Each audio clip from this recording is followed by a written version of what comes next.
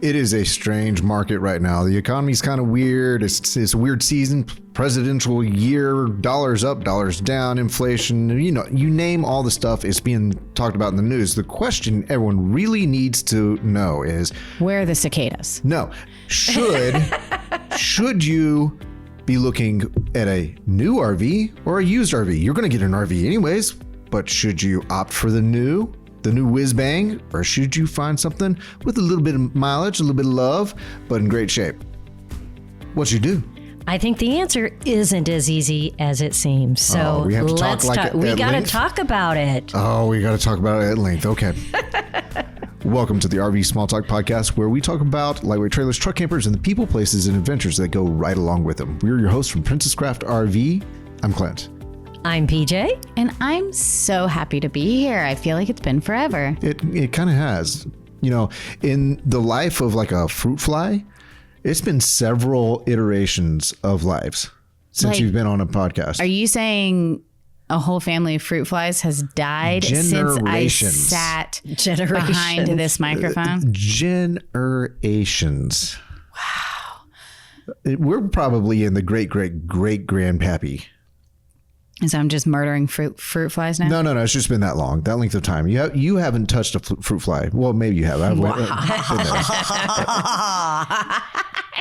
Okay. RVs. Thank you. Sometimes they get fruit flies too. It's true. Could be. So does a fruit fly that you bring with you, does it want to be in a new RV or a used RV? Is this the time? Ask the fruit fly.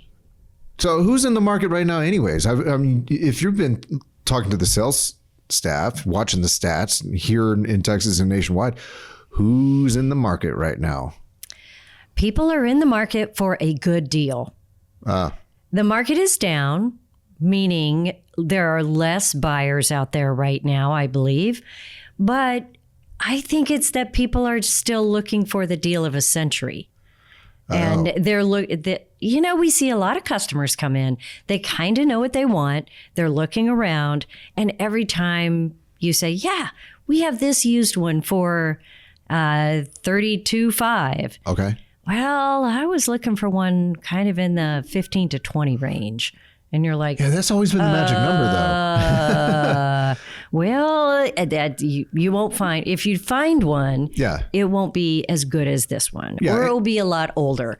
People are just hoping there's a deal of a century out there, right. And I don't know. There's always some of that, but we're seeing a whole lot of that now. And you know what?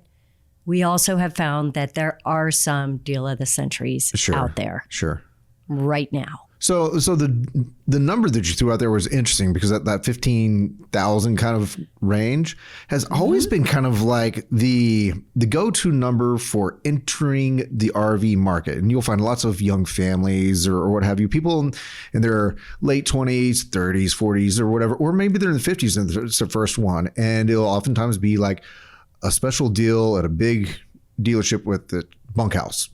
Stick and tin build. Right. Something kind of traditional, easy to slap together, and it's your entry point. You're dipping your whole foot in the water, kind of thing. Yeah. That number is always interesting. So, are those deals out there right now? I think. Well, the most searchable category, money wise, is 15 to 20,000. Right. The most common, the average purchase price of RVs sold that people are buying is 25 to 30. Okay. So I think it's like anything else. You start with a budget in mind, and then you realize what you want maybe isn't in that budget. Sure. Or maybe you get something a little nicer. Right. Or a little bigger. Totally happened with my last truck purchase. I was thinking about getting like a tradesman like model of truck. And like, do they still make trucks that you can crank the windows down by hand? Because that's what I was willing to go for. And of course I ended up with something with an effects package and all that. So I have to know, do they actually make trucks with crank down windows? They do, but you have to special order them to be that sad.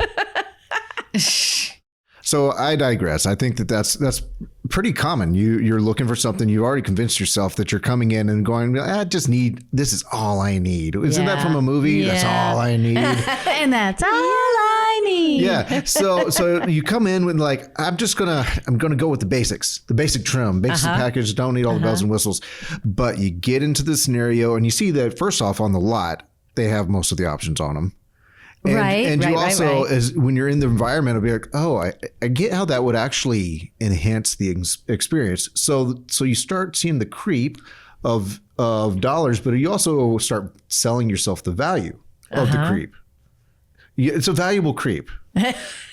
Some creeps are valuable. Creep. I don't know. Oh gosh, I don't know if anybody's following. I'm not sure I am. But yeah, everybody wants a little bit more than they started out thinking they needed. Sure. We all love to think of ourselves as minimalist creatures. Yeah. Or creeps. Or creeps. Yeah. None of us are. I mean, really. There's tons of creeps out there. No.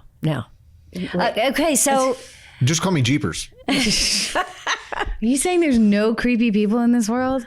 Oh, look me in the eyes. I'm not a creep. That's all I need. Call up Radiohead right now. But okay. So what are we talking about? New versus used? Yeah. So if everybody's trying to buy a little bit more in a new unit, how do they get to used? Why are used selling so much better than new right now? And by the way, have we said that yet? Used no, that was the first time selling. It's been said in this podcast. I say it all the time. I say lots of things. You also said it in the last podcast, but maybe they missed that moment. Maybe they didn't listen to the last one. Yeah. Maybe they listened to the last one, but they were sipping their coffee or something. Maybe. Loudly. Used trailers are selling really well right now. Yeah. And they have been for a little while. There was always the idea after the pandemic that everybody was going to want the used ones because everybody was trading them in and giving up the RV lifestyle. Right. And we really haven't seen that much of that. No. Not nearly what people thought would happen. Right. People didn't just throw away their RVs and walk away. Exactly. What we haven't seen. But they traded. Yeah. We haven't seen them leaving the recreation. Yeah, not in droves like we expected. They tasted it and they're like, actually, I want more. Well, I mean, most people upgrade within about 3 years. That's pretty typical. It's very typical. So I think we've just hit that 2 to 3 year mark. And people are upgrading, or their kids got bigger, or their kids went off to college, or it would just be nice to have a little bigger bathroom or a walk around bed or an extra slide out. Or maybe they just want to try a wholly different format. They still like getting out there, but there's different places they want to see. Yeah, sure. We're seeing all kinds of people shuffling around right now, and they want a good deal. But no creeps. No creeps. No, not here at Princess Craft. We don't have creeps. So... Look me in the eyes. Yeah. We have a resident creep, apparently. A closet creep. I'm the captain now. I'm sorry, you guys thought that Clint was all American. I mean, I don't know. Stop yawning. So, when we're talking about used units, though, it's kind of scary buying a used unit. Don't you think? It's scary buying a used car. In a way, yeah. You wonder, and I think it's ingrained in us to start going, what's wrong with it? What's already worn out? Yeah. My grandparents always told me, when you buy a used car, you're just buying someone else's problems. And looking at how they pinched pennies, I'm like, that's odd coming from you. Do you know, my father's dad was the same way. He would never spend any of his pension or anything. He only spent his Social Security. They lived like they didn't have a penny to their name. And he had plenty of money, but he bought a new car his whole life every 2 years. Right. So he never had to worry about fixing it. One of those categories. He even owned a gas station. I mean, this isn't a guy who couldn't do it. Yeah, he knew the mechanics, and if he needed to fix something. Yeah, but it didn't. Interesting. It was a different world back then, I think, as well. Whereas you buy a car, you run it, and then you get another car. It just made it kind of worry-free. Yeah. So I think that was the idea back then. And I don't know what the difference was between a new one and a used one, how hard it was to buy a new one. Right. It may be a much higher percentage of our income at this point. Sure. I don't know. Sure. But when it comes to RVs, having been here at Princess Craft for a few years, I've learned there's a lot that is actually pretty easy to fix. If there's a problem, it's almost like component swapping or just one step beyond maintenance. Well, it's kind of like if your washer dies, then you just go buy another washer. At this point. Right. And you just, what do you have? Water heaters, maybe some fixtures, Yeah. Or you just want an upgrade of a system. Yeah. Yeah. Well, we're seeing a lot of people upgrading. There is a lot of used on the market, but you know what else there is? What? There is a lot of aged new units. Can we call them new old stock at this point? Well, it's confusing to me, but you can call it whatever you want. Call them old school new. Okay. Can we call them new old school? New? Slightly experienced, but never left a lot. No, that's not right. Old school.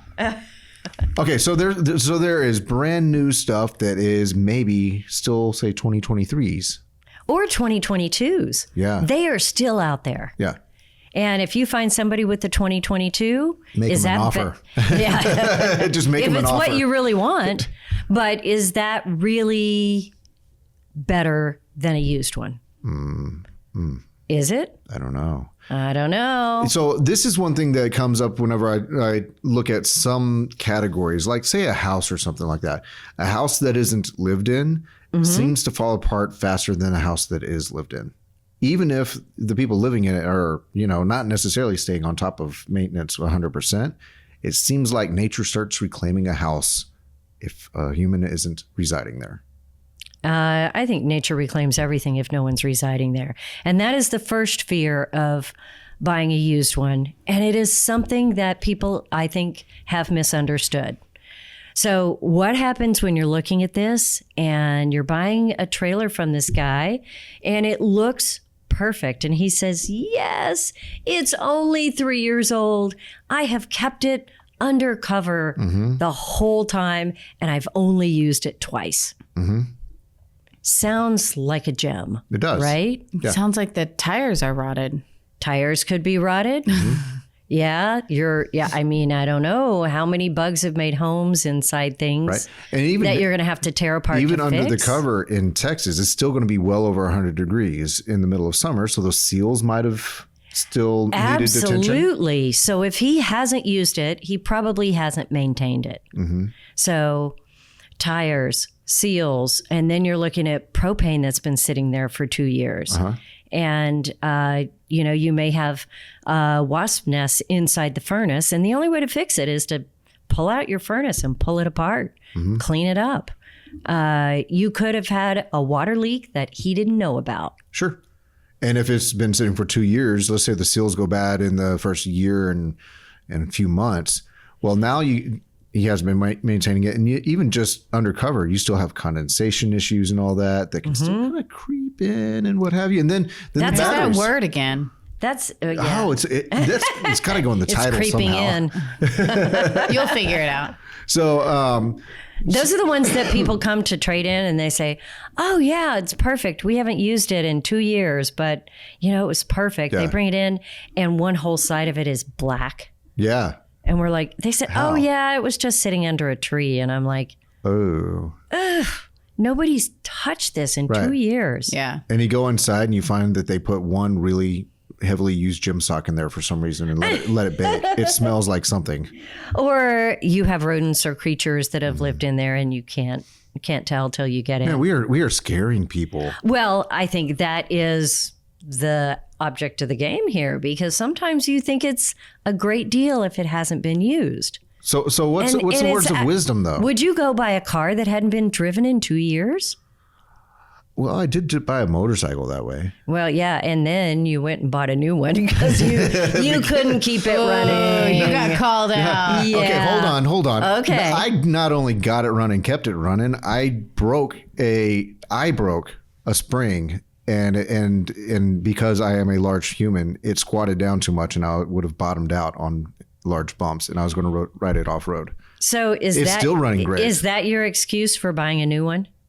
It was 48 hours before I was leaving on a trip that was centered around me riding the motorcycle in another state. Okay, so is that your excuse for buying a new one? You know what? We've all got an excuse. Yeah, I just wonder what it is. Absolutely. It's the reason, which is another word that people throw around for excuse. A rationalization. And when you went and bought a new one, was it kind of this one's going to work? No, it pissed me off. Did it? Absolutely. I did not want to buy a new motorcycle. But I wanted to go through with something I'd been planning for almost a year. You wanted to have a motorcycle at that moment. I've been planning it for this trip. There was no reason to go on that trip. There was. We met up with family, but the reason I pitched the location and everything was to go somewhere we'd never been and ride a motorcycle around.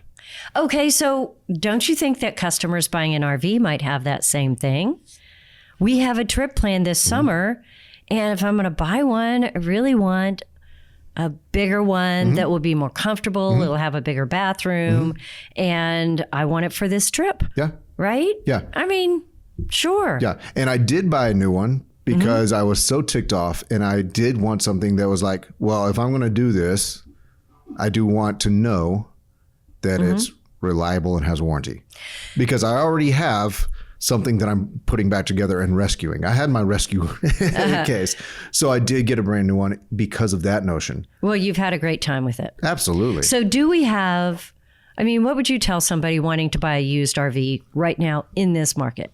Come on down to Princess Craft RV. Yes.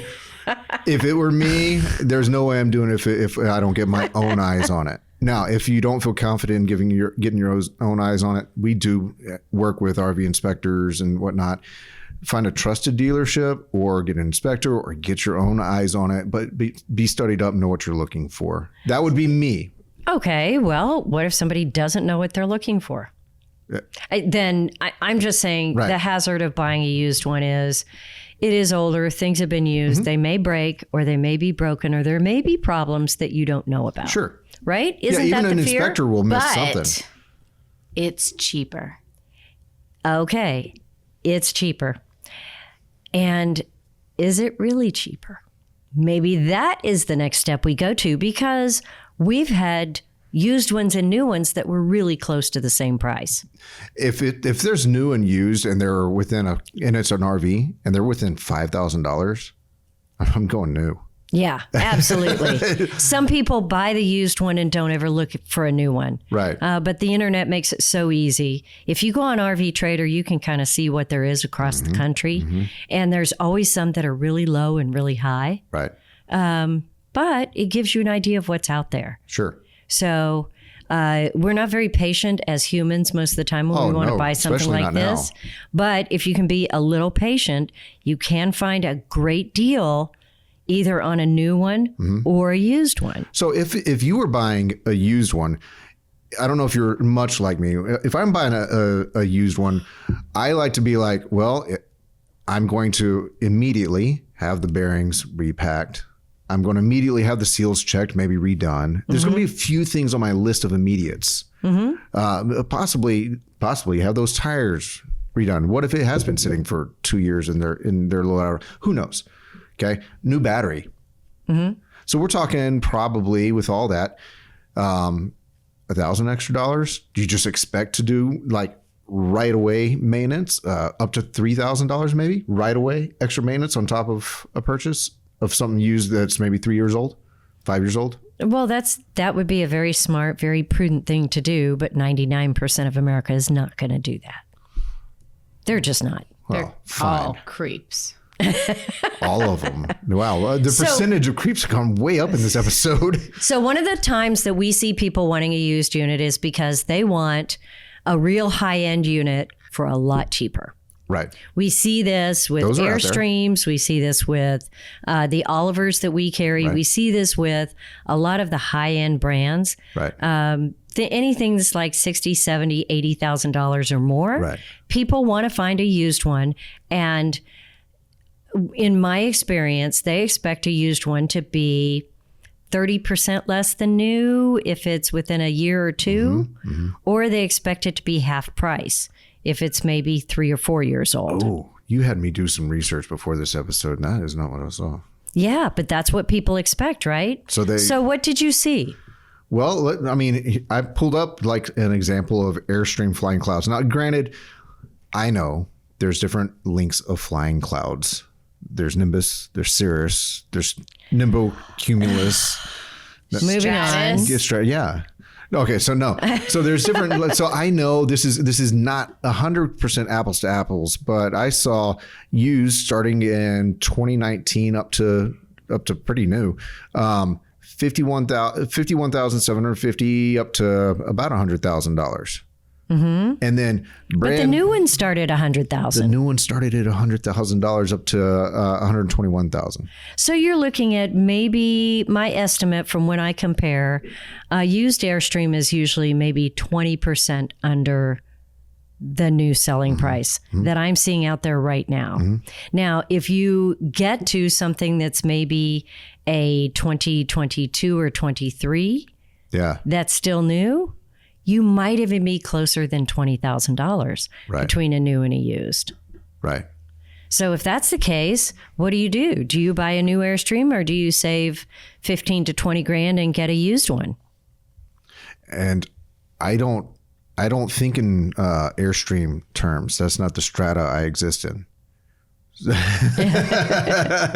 But that's always the dilemma. Yeah. The thing is, with a used one, you are going to maybe need some maintenance. You also are, you're not going to know any idiosyncrasies about it, and you have no warranty, right? Right. So you are taking a bit of a risk. Yeah. If you get something that's been on someone's lot for a year or more, or is a clearanced item, you're going to get a really good deal for many cases on the high-end units, not much more money. Warranted. But you get it warranted. Right. So that's huge. Yeah. I think that is huge. Now, the other thing is, from anywhere from $2,000 to $5,000, you can buy a warranty, an extended service plan on a used one. So if somebody decides to go for a used trailer, you need to go to a dealership, and it doesn't matter which one. We all have them. We'll have a program to get you an extended service plan. Right. And there are some that they sell online. You can just Google it and buy there. I just don't recommend that, because then you have no one to go see if you have a problem. Right. It's kind of the difference of having a living, breathing agent. Right. Insurance. Exactly. Arena. Exactly. So, there is there is a little savings, but it is not what people are expecting. Right. Right. What about something that's on maybe a lower end? Oh, my end. Yeah. An RPod. The creeper end. That's right. Down by the river. All right. So RPods, various years, lengths, and options, obviously. So a used 2019 up to newer. I saw a range of, and this is all an RV Trader, by the way, $14,900 to $23,999. These are used from 2019 up through, say, 2023. All right. But new, I saw a range from $13,900 to $27,095. There's so much overlap here. So you could get a new one for $14,000. Yeah. Yeah. Now, granted, RPod made a strange, really small RPod for a couple years. The 153? That's the one.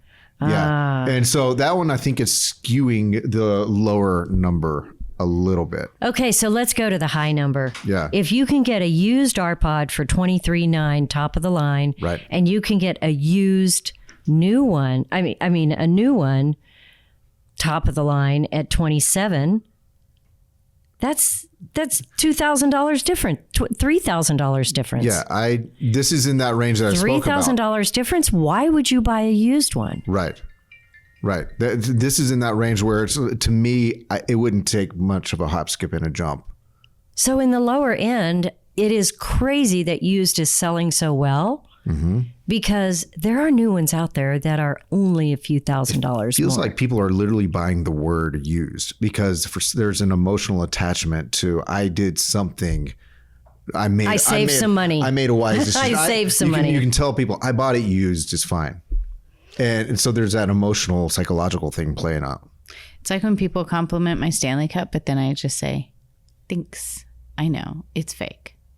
Oh, yeah. But I want to tell people that. Oh, okay. You just have to say, or when somebody gets compliments on their clothes and they have to tell you, oh yeah, I found it on the clearance rack. I only paid $19 for it, and it's a designer shirt that normally cost, $85. Is that a real conversation? Yes.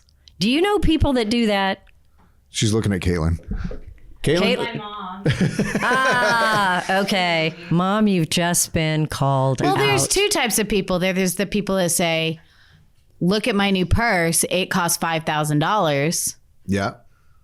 You know somebody like that too, Caitlin. I have never seen purses that cost $5,000. Who say, check out this purse. It was only 25 cents at Goodwill. I mean, you're one or the other of those people. You're either brag about what you saved or you brag about what you spent. So it's how you categorize a win. I win by having something that is, what do they call it? Budget minded. Caitlin, tell your family not to listen to this podcast, okay? Conspicuous versus inconspicuous. You have people on both ends of the spectrum. The conspicuous braggart and the inconspicuous braggart. But they're all creeps. Ooh. No, none of them are creeps. I'm trying to fit this word into every You're doing a good sentence. job, Lindsay. But I think buyers have that same feeling. Yeah. Some buyers come in and they say, no, I want the best. And I want all the extras. I'm willing to pay for it. And I'll pay for it. Yeah, that's exactly what they want. Mm-hmm. And it's not about fitting a budget or getting a deal. Yeah. And then there's other people that you can be selling something $5,000 under cost and they are not going to buy it unless they can haggle and get a lower price than what you started with. So this happened to me when I was getting my second car after my first really catastrophic accident. You've had several. You know it. Walked away from too many rollovers. So, when I was in college and I got my second car to replace the first rolled over and demolished car, I got a 1996 Nissan Maxima used. Mm-hmm. And it was fantastic. It was all leather interior, Bose sound system, 5-speed manual transmission. And the thing just was a wonderful, wonderful car.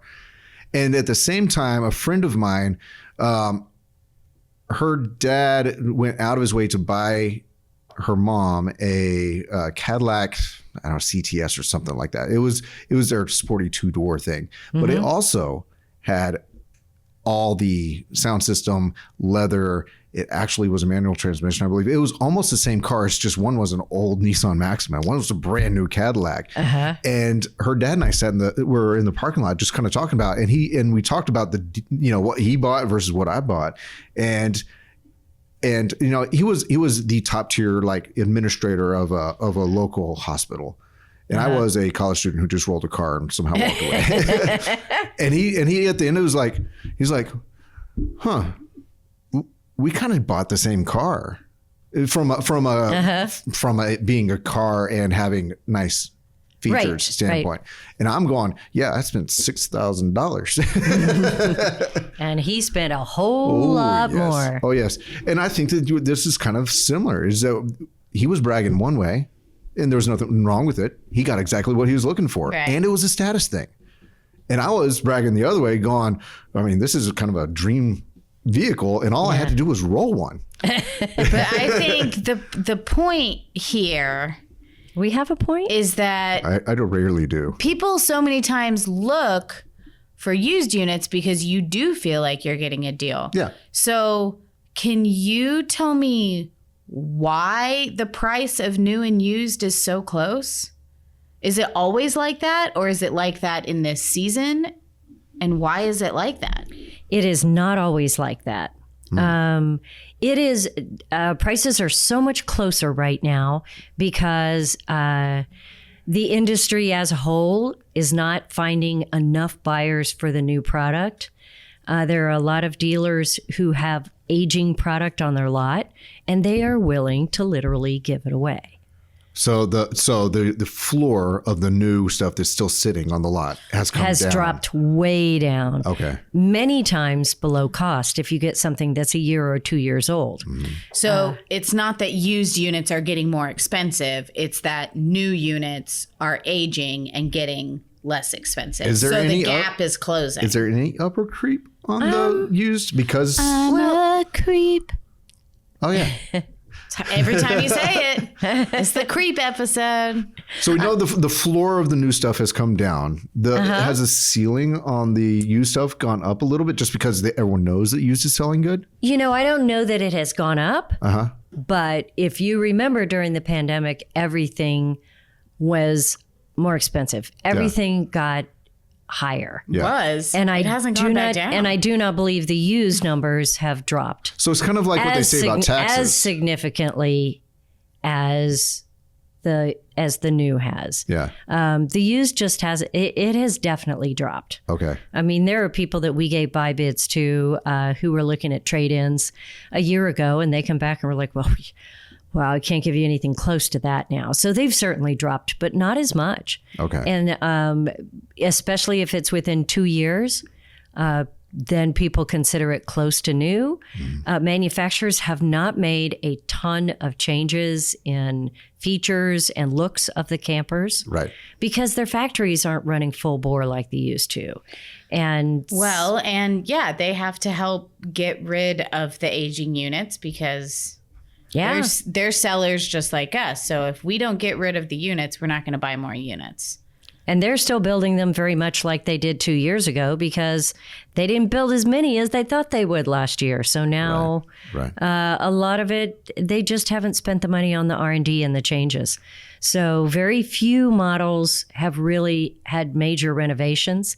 So the older units don't look as aged as they normally would because there hasn't been a whole lot of changes. And the prices have become close together if you find one that's been on someone's lot for a year or two. I don't know.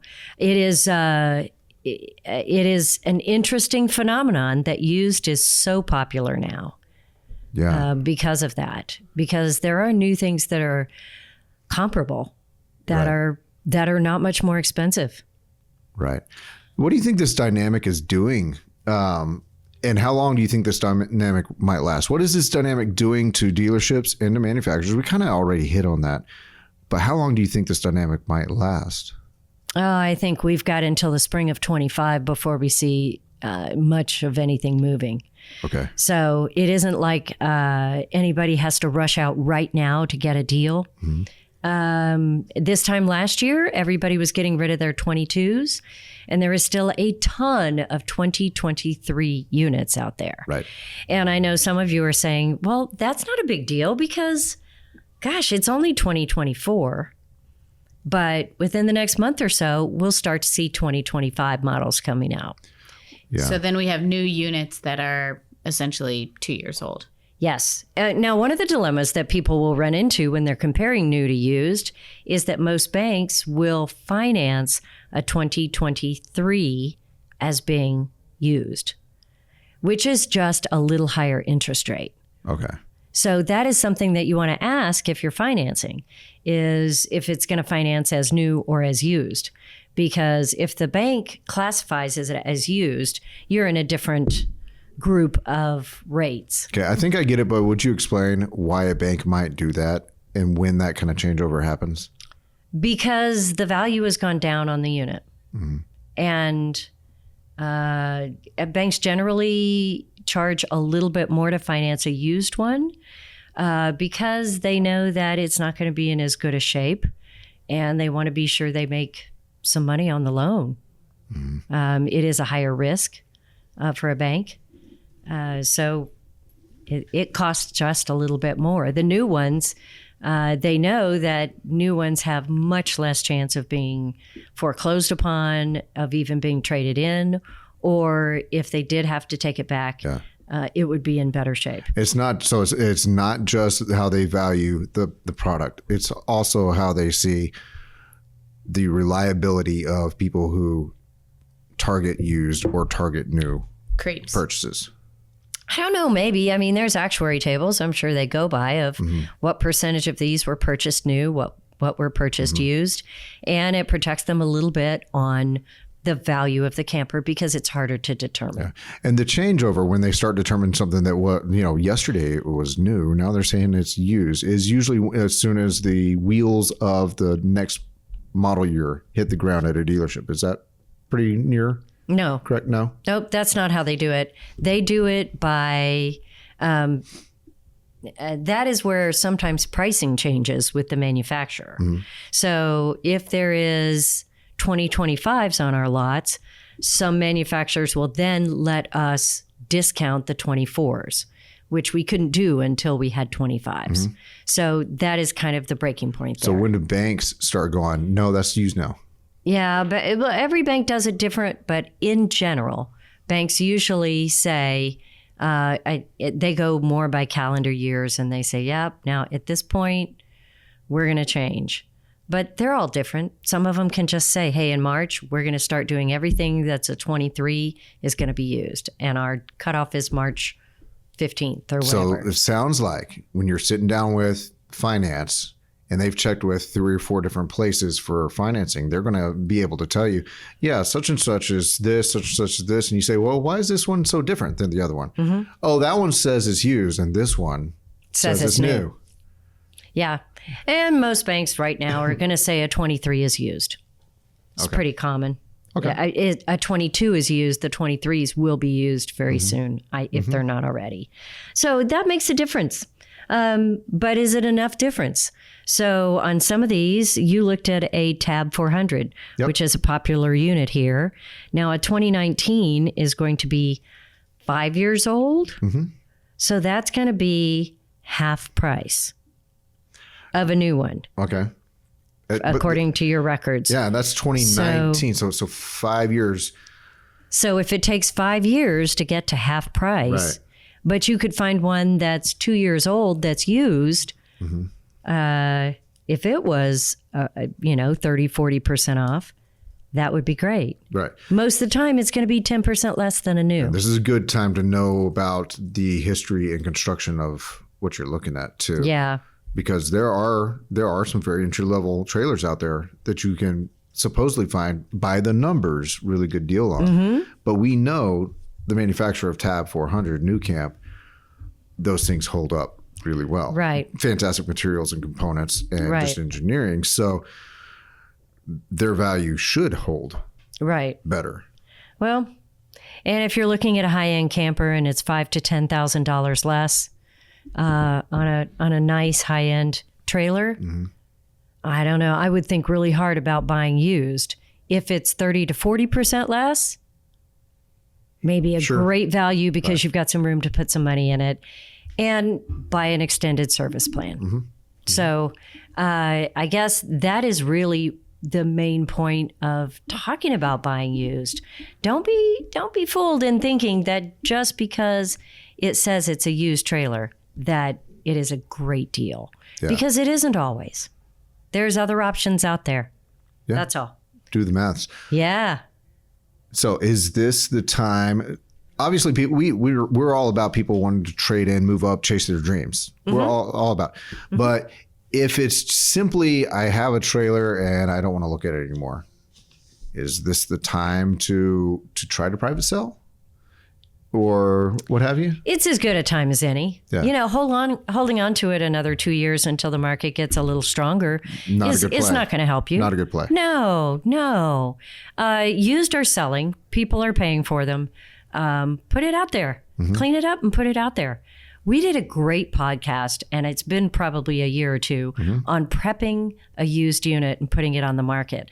So if people are looking at individually selling theirs, then that's a good thing to do. And, as a dealership, we're supposed to tell you to bring it on in, make it easy on yourself. We'll trade it in for you. But to make the most money, everybody knows you should sell it yourself. And the market is strong for used right now. So even if you're looking at moving up in the market, I encourage everybody, make the most of it. If you are willing to put in the effort, try selling it yourself. Yes. And try putting it out there at a price you want. Then if it sells, great, then take that money and go buy something. If it doesn't sell, then take it in and try to trade it in, and you will have a very good vantage point of what it will and won't sell for at Right. that point. Right. You'll be well informed of Right. what's reasonable. There's education there. Yeah, absolutely. Absolutely. Used is hot right now, and new is a heck of a deal. Yeah. So be sure to compare, guys. Very good. Very good. So where y'all going camping? Yeah. You're not getting out of this. It's like we're entering into summer. It took me a minute. Y'all haven't updated me on your camping plans. June 28th, we're going to Dinosaur Valley State Park. That old place? The kids Wanna have be never been. fun? I'm really excited. I've never been. It's going to be so weltering, So hot. but I don't really care. I think we should devise some sort of like water system where we can just like dump water on us as we're walking around. I don't know. I haven't thought No, about there's it. got to be a way to What do about your this. fake Stanley Cup full of water? But also a whole lot of dinosaur tracks are in the creeks. So let's just hope the creeks have water, because sometimes they don't have much. Yeah, Well, but it's easier to see the yeah, footprints. if they have water, then you can't see the tracks. Oh, well. Oh. Oh. You don't have to go.